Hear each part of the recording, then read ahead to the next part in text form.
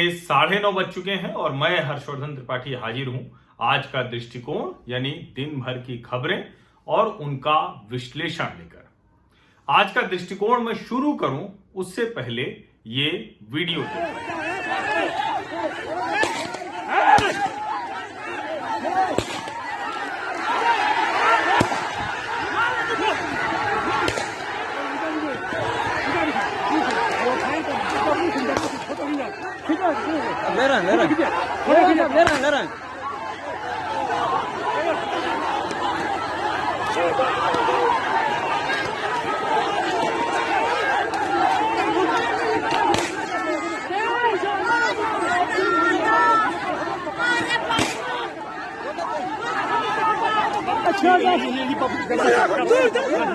रहा एकदम ले रहा है सर।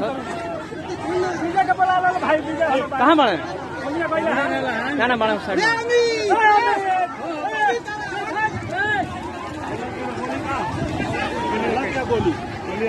गोली लग गया दूसरे लोगों के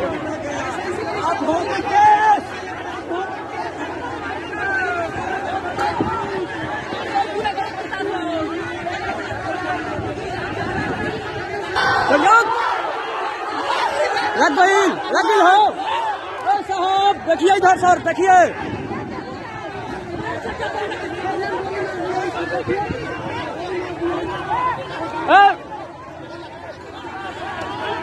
वो काट के दे देंगे आपको।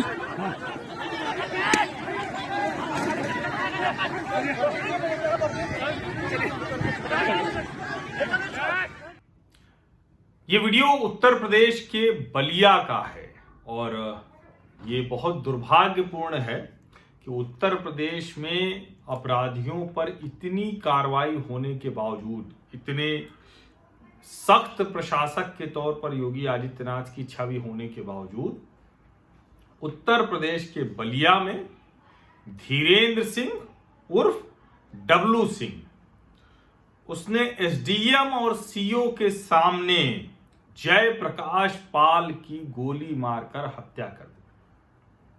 जयप्रकाश पाल के बेटे ने जो बयान दिया है, जो मीडिया में जो उसने कहा है, उसके मुताबिक 400-500 लोग थे। राशन के कोटे को लेकर बैठक चल रही थी, बहस हुई और धीरेन्द्र सिंह ने पिस्तौल निकाली और कई फायर किए और उसमें से 2-3 गोली उसके पिता को लगी और उसके पिता की जान चली गई। वो जो मरने वाला है उसका बेटा भाजपा विधायक से संबंध होने की बात कर रहा है धीरेन्द्र सिंह की, और सबसे जो बड़ी बात है कि उसमें एसडीएम, सीओ, ढेर सारी पुलिस, वो सब उपस्थित थे। अगर उसके बाद कोई ये गोली चला रहा है तो उसको क्या सजा मिलनी चाहिए? पुलिस पर गोली चलाना और पुलिस के सामने गोली चलाना ये अपराध एक बराबर है। इसका मतलब ये भी हुआ कि उत्तर प्रदेश सरकार का कोई इकबाल नहीं रह गया है, कोई रसूख नहीं रह गया है। अगर ये होता तो किसी की इतनी हिम्मत नहीं होती कि वो खुलेआम पुलिस और प्रशासनिक अधिकारियों के सामने पंचायत में ऐसे गोली चला दे।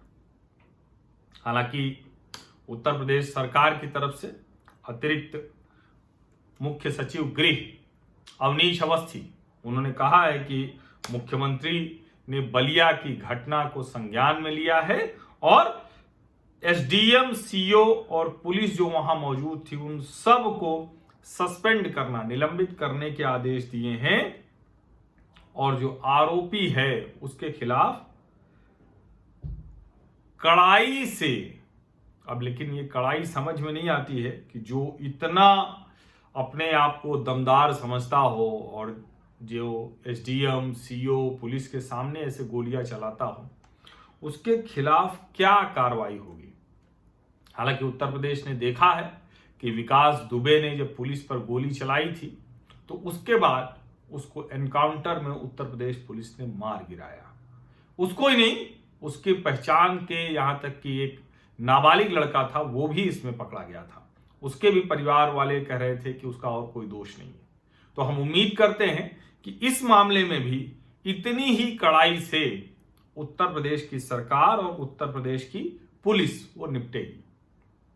उत्तर प्रदेश से एक और खबर है जो सरकार के कहें कि जो पूरी छवि है उसको और खराब करती है। हाथरस का मामला हो, बुलंदशहर का मामला हो, बलरामपुर का मामला हो, ऐसे ढेर सारे मामले हैं जो आते हैं। बाराबंकी के सतरिख थाना क्षेत्र में एक 15 वर्षीय लड़की की लाश मिली है और संदिग्ध हालत में लाश मिली है। उसके शरीर पर कपड़े नहीं थे। पुलिस कह रही कि जांच कर रहे हैं। आज सर्वोच्च न्यायालय ने उत्तर प्रदेश के पूर्व मंत्री गायत्री प्रजापति को जमानत देने से इनकार कर दिया है। दुष्कर्म के आरोपी, हालांकि इनके भी ऊपर जो आरोप लगाने वाली थी वो महिला मुकर गई थी। स्वास्थ्य आधार पर गायत्री प्रजापति ने जमानत मांगी, जिसे सर्वोच्च न्यायालय ने यह कहते हुए खारिज कर दिया, हाईकोर्ट से जो आदेश आया था उसको निरस्त कराया और कहा कि जेल में रहते प्रजापति को जरूरी इलाज दिया गया। अब यही मुश्किल होती है कि जब जनता एक किसी नेता, एक किसी मंत्री, उसकी छवि, उसके ऊपर आरोपों के आधार पर दूसरी सरकार को चुनती है और दूसरी सरकार उस समय जब जांच करती है, जब वो आगे बढ़ता है, उसमें जब कोई कमजोरी दिखती है तो फिर सवाल खड़े होने लगते हैं। हालांकि एक ये भी महत्वपूर्ण बात है कि चिन्मयानंद के ऊपर आरोप लगाने वाली लड़की पलट गई, गायत्री प्रजापति के ऊपर आरोप लगाने वाली महिला पलट गई। हालांकि मैं एक बात कहूंगा कि चिन्मयानंद के जो वीडियोज आए थे और वो कह रहे हैं कि वो उनसे रकम वसूलना चाहती थी, तो चिन्मयानंद को स्वामी तो कहा जाना बंद कर देना चाहिए। वो स्वामी होने लायक नहीं है। जिस व्यक्ति के ऊपर किसी महिला से अनैतिक संबंध, और कोई सामान्य व्यक्ति होता, गृहस्थ होता, तो उसकी फिर हम नैतिकता की दूसरी तरह से चर्चा करते हैं। लेकिन एक व्यक्ति जो स्वामी खुद को कहता है, जो भगवा पहनता है, अगर वो किसी लड़की के साथ आपत्तिजनक अवस्था में दिखता है तो उसके खिलाफ कार्रवाई तो सिर्फ इसी के लिए हो जानी चाहिए। दुष्कर्म का मामला साबित हो या ना हो, वो दूसरी बहस है कि क्या ऐसे भी लड़कियां इस तरह से इसका इस्तेमाल कर रही हैं, ये दूसरी बहस है। वो भी बहस होनी चाहिए और उसके कहें कि जो दूसरा पहलू है उस पर भी बातचीत करनी चाहिए और उस पर भी समाज को सोचना चाहिए कि क्या ऐसे भी हो रहा है क्या कि लड़कियां पुरुषों पर इस तरह के आरोप लगाकर उनको ब्लैकमेल करने की कोशिश कर रही हैं। आज लखनऊ में भूतपूर्व सैनिकों ने भी प्रदर्शन किया और उनके प्रदर्शन की वजह क्या थी? वो ग्राम विकास अधिकारी के पद पर नियुक्ति की मांग कर रहे थे। तिरंगा यात्रा निकाली थी उन्होंने, लंबे अरसे से थी, अभी तक ये नहीं मिली है। तो आज उन्होंने कहा, और 52 भूतपूर्व सैनिक थे जो मेडल वापसी करने अपनी सीएम आवास जा रहे थे। एक अच्छी खबर भी उत्तर प्रदेश से है। योगी आदित्यनाथ ने जैसे कल कहा था कि सभी मल्टीप्लेक्स का जो 6 महीने का जो उनका टैक्स है वो नहीं लगेगा, ऐसे ही सभी सरकारी विभागों को कहा है कि दीपावली से पहले बजट की उपलब्धता देखकर जितनी भी लंबित देनदारी है उसका भुगतान सुनिश्चित करें। और ये आप समझिए कि जो लोग ठेकेदारी कर रहे हैं, जो लोग सप्लाई करते हैं, आपूर्ति करते हैं सरकारी विभागों में, उनका अगर भुगतान समय से हो जाएगा तो उनकी दीपावली अच्छे से मन जाएगी।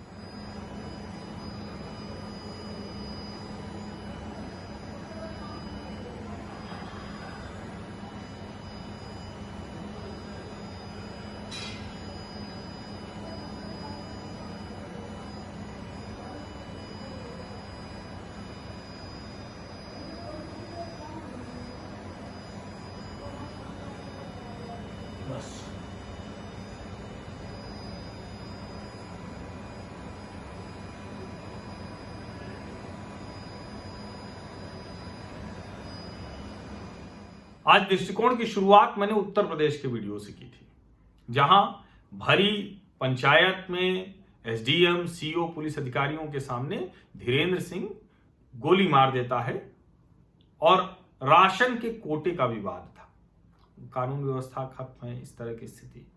ये दूसरा वीडियो आपने देखा, ये दिल्ली का वीडियो था। एक ट्रैफिक पुलिस वाला गाड़ी को रोकने की कोशिश करता है, बोनट पर वो गाड़ी वाला गाड़ी नहीं रोकता है, बोनट से उसको गिराने के लिए जिग जैग मोशन में कार चलाता है अंत में वो गिर जाता है। हालांकि वो बाद में पकड़ा गया, शुभम नाम का व्यक्ति पकड़ा गया है। इसके ऊपर कम से कम 307 का मामला और उसके अलावा जितनी भी धाराएं हैं वो सब जोड़ी जानी चाहिए और कठोर कारावास की सजा हो, इसका इंतजाम दिल्ली पुलिस को करना चाहिए। ये जघन्य अपराध है, अक्षम्य अपराध है और ये भी दिखाता है कि किस तरह से लोगों को इस बात का एहसास नहीं है या डर नहीं है कि दिल्ली पुलिस या ट्रैफिक पुलिस या कोई भी कानून व्यवस्था आप तोड़ते हैं तो उसका डर नहीं है। दिल्ली में प्रदूषण बहुत बढ़ गया है, अभी से ही घुटन होने लगी है, पराली पहले जलने लगी इस बार। पंजाब में रुक भी नहीं रही है, उसके पीछे राजनीतिक कारण भी है। कहा जा रहा है कि वहां के किसानों को आंदोलन कर रहे हैं, वो जानबूझकर आग लगा रहे हैं और राज्य सरकार जो उनको 2,500 रुपए प्रति एकड़ दिया जाना था वो भी नहीं दे रही। बहुत सी ऐसी चीजें हैं जिसकी वजह से ज्यादा पराली जल रही है। उसके अलावा कुछ किसान एक जिसको कहें कि जायज तौर पर भी जलाते हैं, लेकिन कुल मिलाकर उसने दिल्ली की हवा खराब कर दी। अब दिल्ली सरकार, केंद्र सरकार और दूसरी सरकारें मिलकर इस पर प्लान बना रही हैं, लेकिन वो बहुत काबू में आता नहीं दिख रहा है। अब केंद्रीय पर्यावरण मंत्री प्रकाश जावड़ेकर ने बताया कि सीपीसीबी की जो सेंट्रल पोल्यूशन कंट्रोल बोर्ड, केंद्रीय प्रदूषण नियंत्रण संस्थान है, उसकी 50 टीमें दिल्ली एनसीआर में कल से जांच के लिए तैनात की जाएंगी। देखिए अगर जांच से कुछ राहत मिले, क्योंकि पहले ही चाइनीज वायरस से लोग परेशान हैं, अब दिल्ली के लोग चाइनीज वायरस और साथ में धुंध धुआं, तो क्या करें? मतलब घर में बैठे रहें, सुबह की वॉक नहीं करें, कुछ भी नहीं करें, सिर्फ डरे घर में बैठे रहें। तो अगर इस तरह से होगा तो इसका मतलब कि लोगों को जीवन स्तर की बेहतरी का इंतजाम बहुत नहीं हो पा रहा है। और अब बात जम्मू कश्मीर की। जम्मू कश्मीर में अभी महबूबा मुफ्ती छूटी हैं। अब फारूक अब्दुल्ला तो पहले ही बताने लगे थे कि चीन की मदद से 370 वापस कराएंगे। क्यों अभी तक केंद्र सरकार ने राष्ट्रद्रोह का मुकदमा दर्ज करके न्यायालय के सामने इसे क्यों नहीं पेश किया गया और इस व्यक्ति को तुरंत गिरफ्तार किया जाना चाहिए। अब वो दोनों पिता पुत्र उमर अब्दुल्ला और फारूक अब्दुल्ला और महबूबा मुफ्ती छूट कर आई, तो ये सब मिले गुपकर डिक्लेरेशन किया है इन्होंने। गुपकर इन्होंने अपने फ्रंट का नाम दिया है, जो ये सब सारी पार्टियां हैं, peoples alliance for Gupkar declaration. अब गुपकर क्या है आप जान लीजिए। गुपकर रोड है श्रीनगर में। ये जो गुपकर रोड है ये श्रीनगर का सबसे पॉश इलाका है, जहां इन सारे लोगों को बंगले अलॉट हैं, एक एक दो दो बंगले, मजे से रहते हैं। कहा था उमर अब्दुल्ला ने कि बंगला छोड़ देंगे, अभी तक छोड़े हुए दिखते नहीं है, जैसी तस्वीरें आ रही हैं।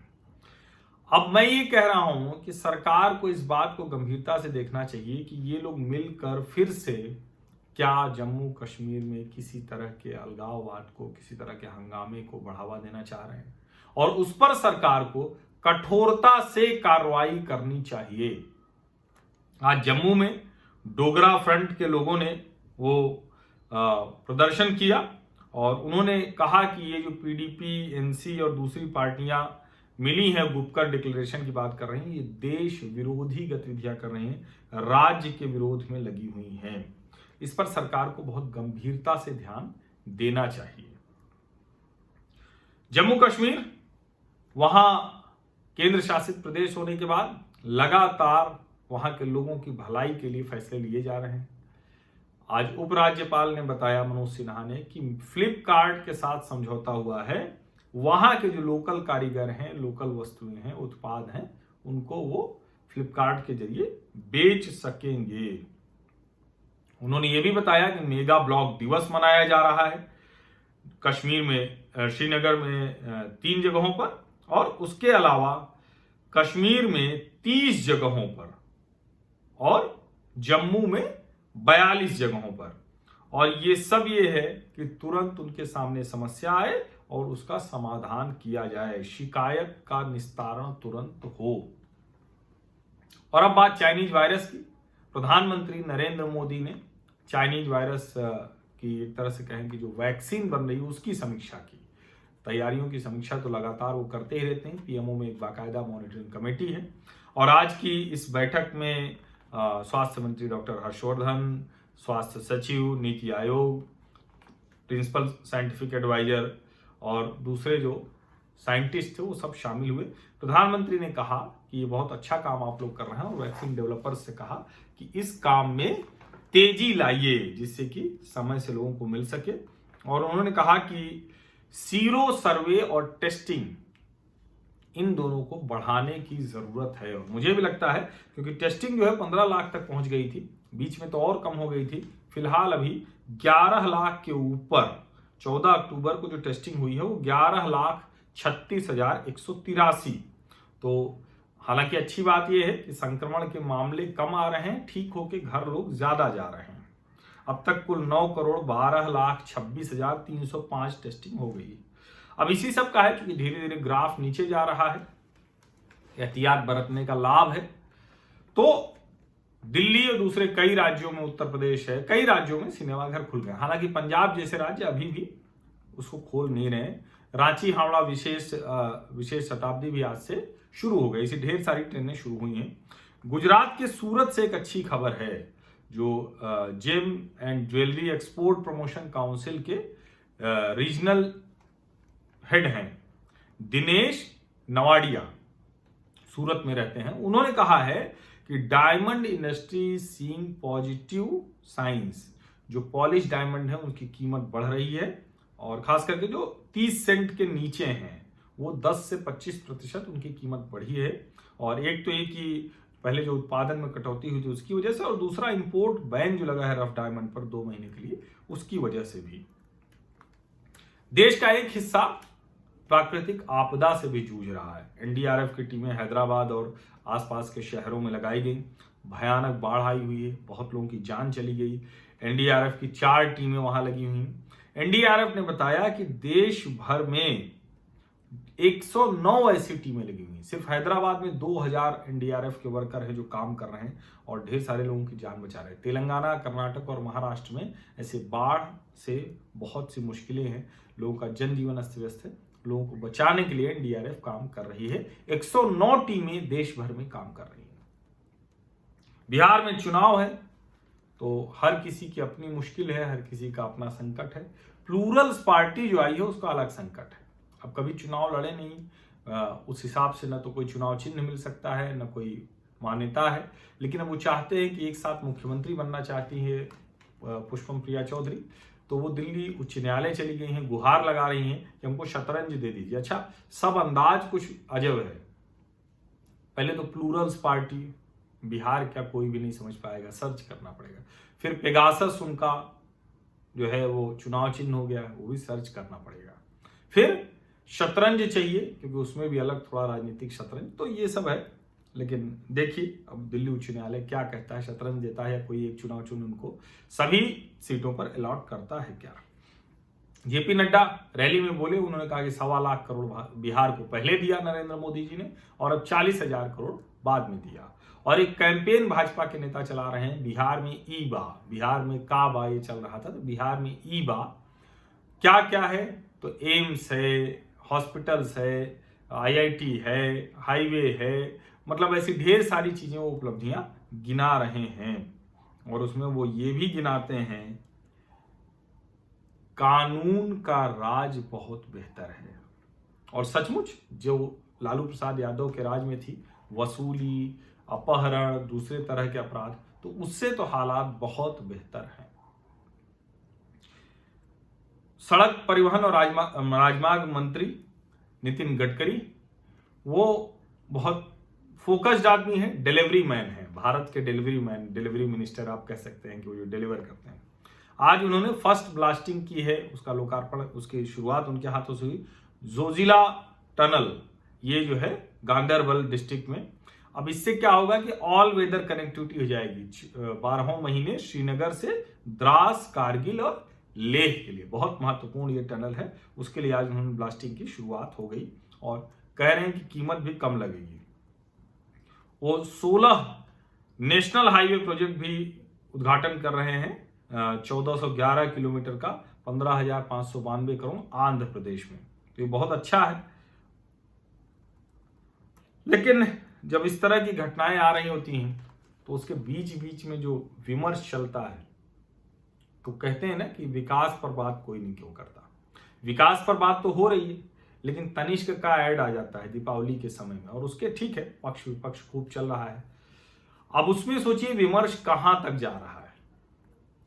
अब असम के मुख्यमंत्री हिमंत बिस्व शर्मा ने कहा कि भाई मदरसे नहीं चलेंगे, मदरसों से देश विरोधी गतिविधियां, आतंकवादी गतिविधियां, और इस सब के अलावा मदरसों से कोई शिक्षा की गुणवत्ता नहीं मिल रही। बच्चे कूप मंडूक बन रहे हैं, मुस्लिम बच्चे वो ज्यादा रेडिकल हो रहे हैं। और दूसरा ये कि सरकार क्यों चलाए मदरसा, सरकार को कोई नहीं चलाना चाहिए, सरकार को किसी भी तरह का धार्मिक विद्यालय नहीं चलाना चाहिए। वो काम लोग करें, समाज करे, मुस्लिम समाज के लोग करें, बिल्कुल वो मदरसा खूब चलाएं, उनको कोई दिक्कत नहीं। अल्पसंख्यक जो संस्थाएं हैं वो चलाएं। अब जब ये हिमंत बिस्व शर्मा ने किया तो कोई मदरसा बंद नहीं किया है, मदरसों को सरकारी विद्यालयों में बदल दिया, और ये बहुत अच्छी बात है। कम से कम वो बच्चे भी अच्छी शिक्षा हासिल कर सकेंगे जिनको गरीब समझकर, गरीब मुसलमान के बच्चे समझकर शिक्षा नहीं दी जाती है, वो मदरसे में डाल दिए जाते हैं। अच्छे मुस्लिमों के बच्चे नहीं जाते हैं मदरसे में, समझ लीजिए। अब उस पर हंगामा खड़ा हुआ, विवाद होना तय था, क्योंकि विकास और आधुनिकता पे कोई बात नहीं करता। ये तो आधुनिक शिक्षा हुई ना, ये तो विकास का एक चरण है। लेकिन वहां क्या कहा गया कि ये धार्मिक जो स्वतंत्रता है उसका हनन है। तो उदित राज कांग्रेस के नेता हैं, खुद को दलित नेता कहते हैं, और उन्होंने कह दिया कि कुंभ भी क्यों लगाते हैं। अब उनको कौन समझाए, इससे बड़ी मूर्खता क्या होगी कि उनको अगर कुंभ धार्मिक मेला लगता है, भारत की भूमि का संस्कृति संस्कार युक्त एक जुटान है, दुनिया भर के लोगों को भारत समझाने का जीवंत एक प्रमाण है। उसको आपको धर्म के नजरिए से देखना है, उसको आपको राजनीतिक बयानबाजी करनी है, तो उसको भारत की जनता स्वीकार नहीं करेगी।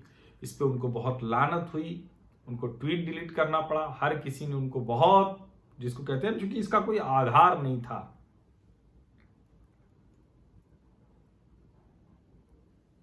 हाँ, अब ये अच्छा देखिए, एक चीज और है, एक जगह कुछ होता है तो दूसरी जगह तुरंत शुरू हो जाता है।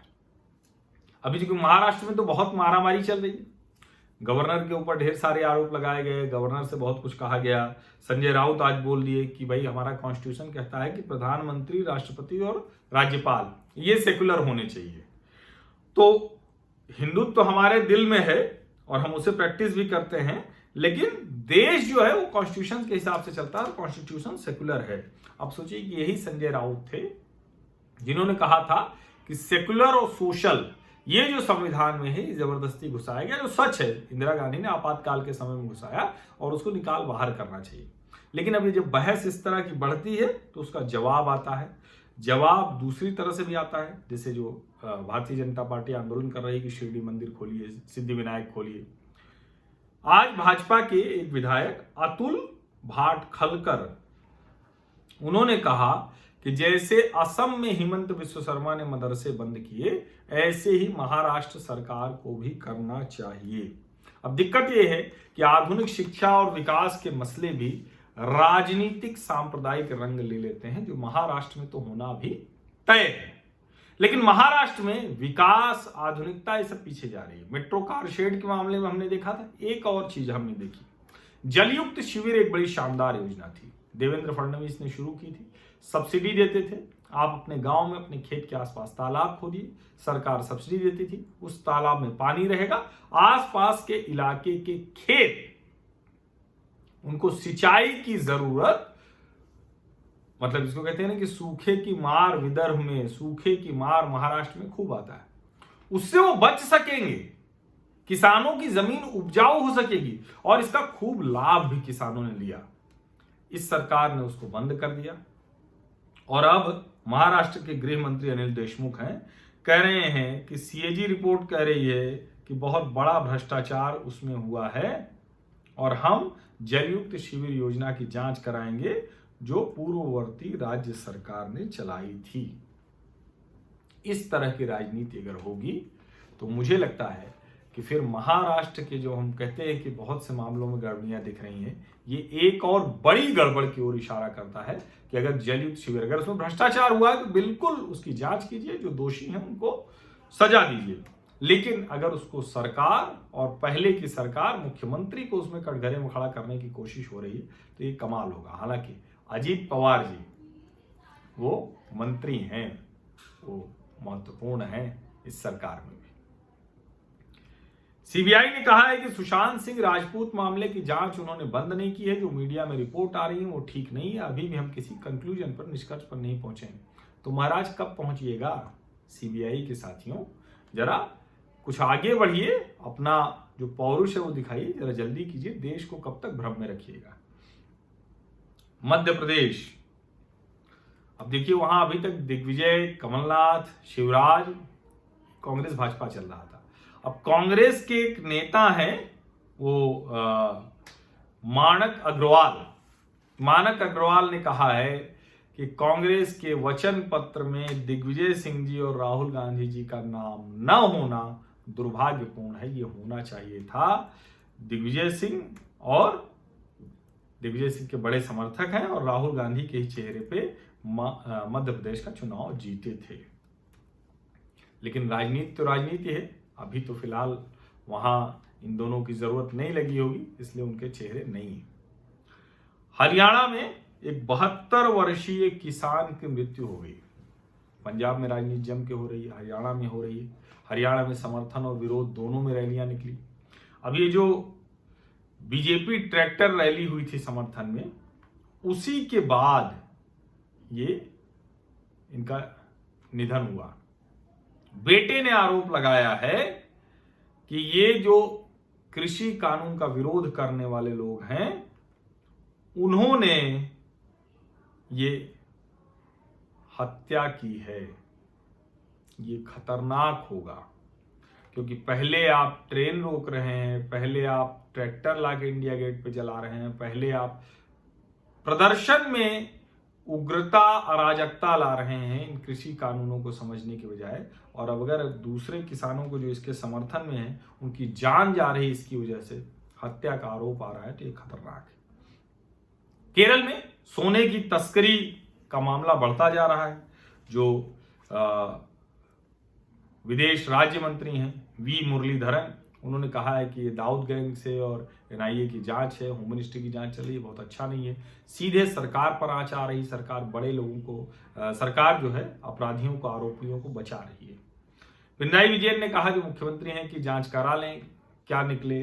लेकिन जो रमेश चेन्निथला हैं, उन्होंने भी एनआईए पर भरोसा जताया है कि जल्दी ही सोने की तस्करी मामले में जो मुख्य अभियुक्त हैं वो पकड़े जाएंगे, जिनके कनेक्शन दाऊद इब्राहिम से हैं। और ये केरल का अब तक का सबसे बड़ा घोटाला है। और अब बात जो भारत की विदेश से जुड़ी हुई, और विदेश में आजकल ज्यादातर चीन को लेकर बहुत सी चर्चा हो रही है, लेकिन उसके अलावा जो चीजें हैं, जैसे भारत दूसरे देशों के साथ अपने संबंध ठीक करता है, उनकी मदद करता है, वो भारत के साथ खड़े होते हैं। म्यांमार अभी भारत का प्रतिनिधिमंडल गया था। भारत ने म्यांमार को किलो क्लास सबमरीन दी है। ये म्यांमार की नेवी में शामिल हुई है और पहली है ये। तो ये एक, जिसको कहें कि दोनों देशों के बीच संबंधों को आगे बढ़ाने में ये सबमरीन मददगार होगी। पहला जो Sushma Swaraj lecture first edition, पहला संस्करण, वो आज हुआ और उसमें 45 विदेशी राजनयिक शामिल हुए। ये अनुराग श्रीवास्तव विदेश मंत्रालय के प्रवक्ता ने बताया। और उन्होंने चीन को चेतावनी भी दी। उन्होंने कहा कि अरुणाचल प्रदेश, जम्मू कश्मीर, लद्दाख ये भारत का अभिन्न अंग है, था और रहेगा, तो इसलिए इसमें कुछ नहीं। और हम अपनी रणनीतिक जो इंफ्रास्ट्रक्चर परियोजनाएं हैं उसको पूरा करेंगे, वहां के लोगों की आर्थिक स्थिति बेहतर करेंगे, वहां के लोगों का जीवन स्तर बेहतर करेंगे। इसमें कहीं कोई चीन की कोई स्थिति नहीं बनती है जो ऐतराज जताए। आज विदेश मंत्री ने भी एक बात कही। डॉक्टर एस जयशंकर ने कहा कि अभी देखिए वार्ता चल रही है हमारे और चीन के बीच में है। We will wait to see how this play out. हम इंतजार कर रहे हैं कि आखिरकार ये कैसे होता है, बात कैसे आगे बढ़ती है। और एक बात और डॉक्टर एस जयशंकर ने कही, वो भी सुनना चाहिए, जो लोग कहते हैं कि भारत अमेरिका की गोद में जाकर बैठ रहा है चीन के खिलाफ। भारत किसी की गोद में नहीं बैठ रहा है, बहुत स्पष्ट हमारी विदेश नीति है। At the heart of changes in current world politics is fundamental rebalancing of international system. More countries count today than they did before. We need to assign different weightage to different players, not just US and China, but others, inclusive India.